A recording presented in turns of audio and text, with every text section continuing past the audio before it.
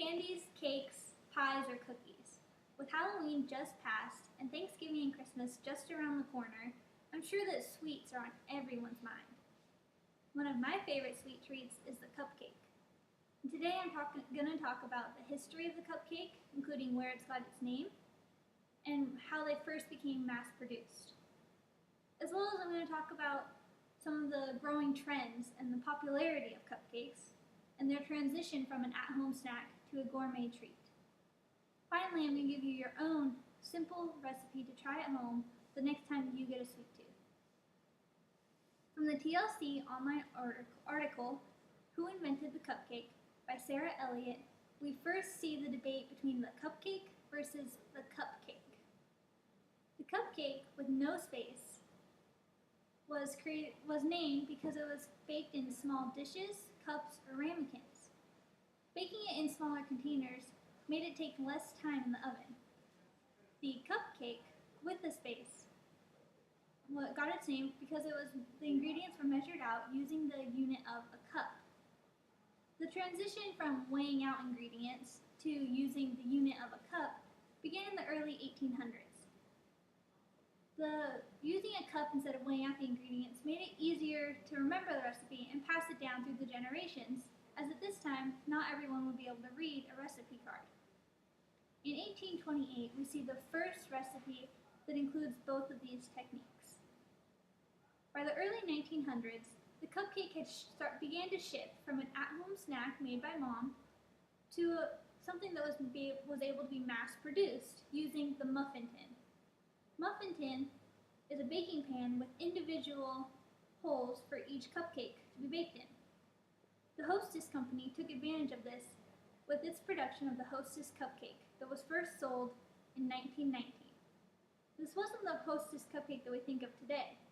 As well as chocolate, they came in flavors like vanilla or orange, and the signature swirl on top wasn't added until much later. The transition from an at-home snack to a gourmet treat for both the young and old led to the growing popularity of cupcakes, as we can see in the Food Network TV show Cupcake Wars. Here, competitors compete to create individual cupcakes with amazing topping designs, as well as large displays for celebrations or gatherings or parties. The TLC show DC Cupcake features sisters Sophie and Catherine as they run Georgetown Cupcake. The February 7th, 2012 Washington Post quoted a producer of the TV show, Terrence Nguyen, as he says, "These girls are living the dream.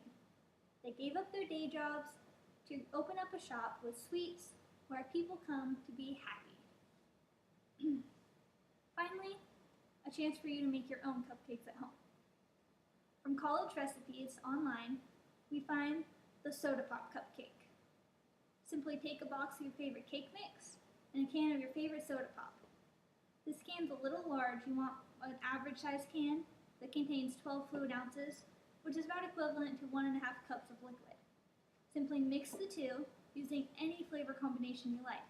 My favorite is root beer with vanilla cupcake. But other options include orange with vanilla, create creamsicle, or cherry coke with chocolate cake. After you mix with an electric mixer or possibly a whisk or rubber spatula will do the same, just it'll take a little longer. You can use the optional paper cup, use your muffin tin, and bake simply according to the directions on the cake box. Finally, frost with your favorite frosting, and you have your own sweet treat to try at home.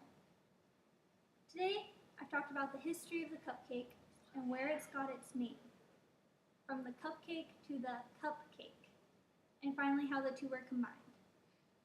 Then, we talked about the reasons for this growing popularity, including the transition from an at-home treat to a mass-produced item.